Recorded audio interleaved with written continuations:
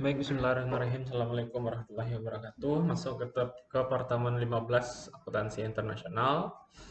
Itu tentang penilaian kinerja. Di SPM juga ada tentang penilaian kinerja ya. Nah, di akuntansi internasional ini penilaian kinerjanya berarti penilaian kinerja perusahaan yang bersifat MNC. Nah, multinational company. Nah, sudah diterangkan sebelumnya, mungkin pada pertemuan pertama dan kedua, bahwa perusahaan multinational company ini ciri-cirinya yang pertama adalah dia minimal dia melakukan kegiatan ekspor dan impor antar negara. Kemudian dia satu lagi dia juga punya anak perusahaan yang berada di luar negaranya, negara asalnya. Nah, itu adalah ciri-ciri perusahaan multinational company. Oke, masuk ke penilaian kinerja. Nah, penilaian kinerja memberikan suatu mekanisme untuk menghubungkan strategi dengan tindakan. Operasinya didasarkan atas asumsi bahwa ukuran-ukuran finansial saja tidak cukup untuk mengoperasikan sebuah perusahaan, sehingga harus dikembangkan ukuran-ukuran non-finansial yang canggih. Ukuran kinerja ini menilai kinerja secara komprehensif dengan menggunakan sejumlah ukuran yang berbeda-beda yang meliputi ukuran-ukuran hasil outcome dan pemicu atau driver, ukuran-ukuran finansial dan non-finansial, serta ukuran-ukuran internal dan eksternal. Nah, kita sudah tahu bahwa penilaian kinerja perusahaan, nah, kalau kita menilai kinerja perusahaan secara keuangan, nah, itu baru dari sisi finansial. Ya, ada alat yang bernama balance scorecard untuk mengukur kinerja perusahaan baik secara finansial maupun non-finansial. Apa saja itu? Yaitu ada 4 kriteria. Nah, ya, ada 4 aspek pengukuran kinerja itu secara keseluruhan. Yang pertama, ukuran finansialnya. Nah, jadi perspektif yang pertama dari balance scorecard yaitu perspektif keuangan, yang kedua adalah perspektif pelanggan, yang ketiga adalah perspektif bisnis internal, ya. Yang keempat adalah pertumbuhan dan pembelajaran. Oke. Jadi yang namanya balance berarti perusahaan harus seimbang, ya. Kalau dia hanya bagus dari sisi keuangan saja, misalnya dari sisi keuangan ada sebuah perusahaan A, dari sisi keuangan saja bagusnya, kemudian dari sisi pertumbuhan dan pembelajaran dia tidak bagus, dari sisi perspektif pelanggan dia tidak bagus, dari sisi bisnis internal dia tidak bagus. Nah, bisa dikatakan bahwa untuk kedepannya perusahaan ini dalam bahaya, ya. Misalnya laporan keuangannya bagus, gitu. Kemudian dari sisi perspektif pelanggan, ternyata setelah dilakukan kuesioner atau survei, ternyata pelanggan banyak yang komplain. Nah, kemudian bisnis internal, misalnya pesanannya lama, misalnya dari waktu awal-awal ya sekarang pesanannya masuknya lama atau lama gitu ketika dalam proses order sampai ke hasilnya lama. Kemudian dari hasil pembelajarannya tidak ada inovasi di produknya. Nah, akhirnya perusahaan itu dia akan menjadi perusahaan yang kalah bersaing dengan perusahaan lain. Ya, banyak sekali nih contohnya perusahaan-perusahaan yang laporan keuangannya labanya tinggi, cuman pas ke depannya dia bisa drop. Dia bisa drop gitu. Nah, apa contohnya? Contohnya yang paling familiar dengan kita, contohnya seperti perusahaan Nokia, ya, ponsel Nokia.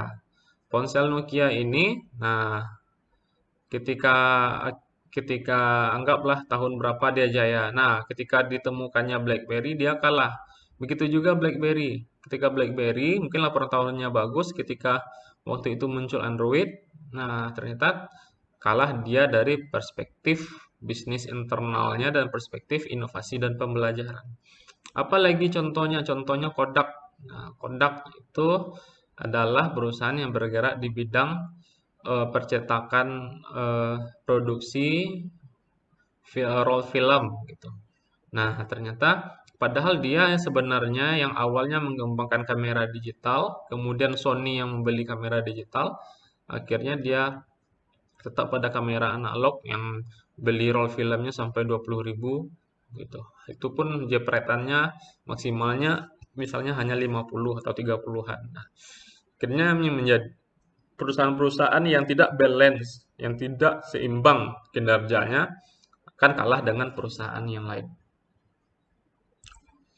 Kalau dari kinerja keuangan nih, ada dua ukuran kinerja keuangan yang digunakan secara luas oleh perusahaan-perusahaan multinasional, yaitu return on investment, nah, dan kinerja yang dianggarkan. Ya, return on investment berarti laba terhadap investment, laba terhadap total asetnya. Ya, laba terhadap total asetnya dan kinerja yang dianggarkan. Nah, berarti kinerja yang dianggarkan ini kita anggarkan belanja modalnya atau capex-nya misalnya 1M harus habis 1M itu gitu. Kalau tidak tercapai berarti tidak, kinerjanya tidak maksimal ya. Yang digunakan oke. ROI membandingkan laba perusahaan terhadap basis tertentu. Nah, sementara kinerja yang dianggarkan membandingkan antara hasil operasi aktual dengan hasil operasi yang dianggarkan. Sebagian besar perusahaan menggunakan anggaran sebagai alat dalam sistem pengendalian atau kontrol sistem mereka. Anggaran disusun secara formal menyatakan kegiatan-kegiatan yang akan dilaksanakan dan hasil-hasil yang akan dicapai dalam satu periode tertentu di masa mendatang. Multinational company perlu menetapkan satu set ukuran kinerja keuangan dan non-keuangan untuk mendapatkan gambaran yang akurat mengenai kinerja para manajer dan anak-anak perusahaan di berbagai belahan dunia. Jadi anak perusahaan ini dia kan ada yang berbentuk, contohnya Unilever atau apa, dia kan ada anak perusahaannya itu berupa unit bisnis ya. Nah, berupa unit bisnis, kemudian dia harus eh, apa namanya harus diukur kinerjanya. Contoh kalau Unilever itu kan banyak unit bisnisnya, ada personal care untuk perawatan badannya. Nah, yang dari unit bisnis ini mana yang kira-kira yang terbaik dan mana kira-kira yang terburuk. Nah, mungkin kalau kalian apa ya contohnya P&G lah, Procter and Gamble.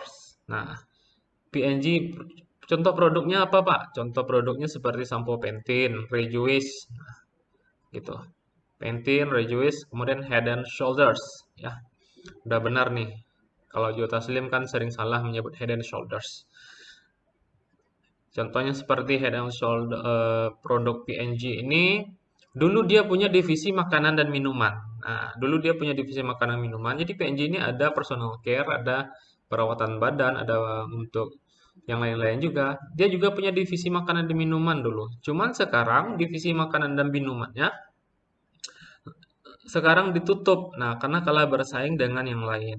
Apalagi contohnya dia punya unit bisnis yang dulu luar biasa, bahkan kita pakai produknya sekarang nggak ada lagi. Contohnya laptop sejuta umat dulu. Laptop sejuta umat itu seperti Toshiba. Toshiba itu dulu laptop sejuta umat. Kalau ada juga orang beli laptop lagi kawan-kawan, nah laptopnya Toshiba. Tapi ternyata dia kalah bersaing dengan laptop-laptop seperti Lenovo, seperti Dell, seperti HP. Nah, dia kalah. Akhirnya dia tutup. Toshiba-nya tetap ada, cuman dia memproduksi produk lain. Tapi laptopnya ditutup. Ya, karena kalau kita belajar di kuadrannya, berarti dia berada pada kuadran dok ya.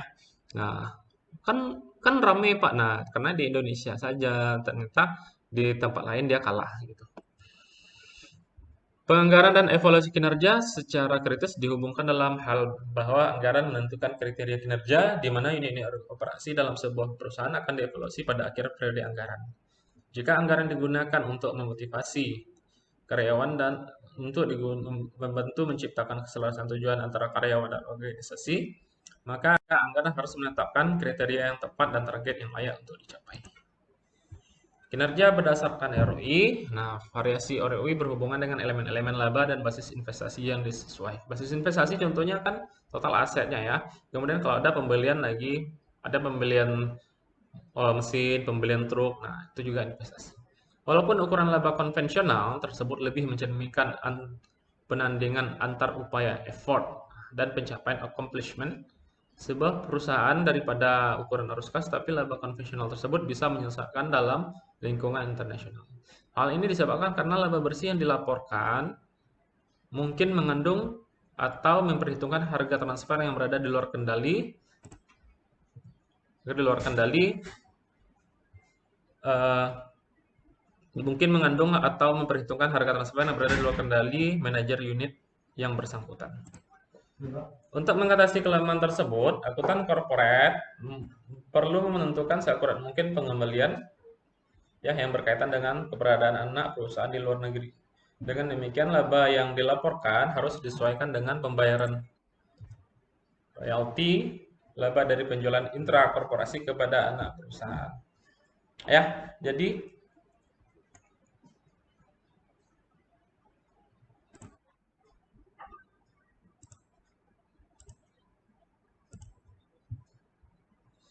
oke, ini mungkin sekian untuk penilaian kinerja ya. Jadi untuk bab tentang penilaian kinerja itu hampir sama-sama dengan yang ada di SPM tentang penilaian kinerja ya. Cuman bedanya yang di sini adalah kalau SPM itu bisa untuk perusahaan yang lokal. Tapi kalau yang untuk akuntansi internasional, penilaian kinerjanya itu khusus untuk multinational company. Oke, terima kasih. Assalamualaikum warahmatullahi wabarakatuh.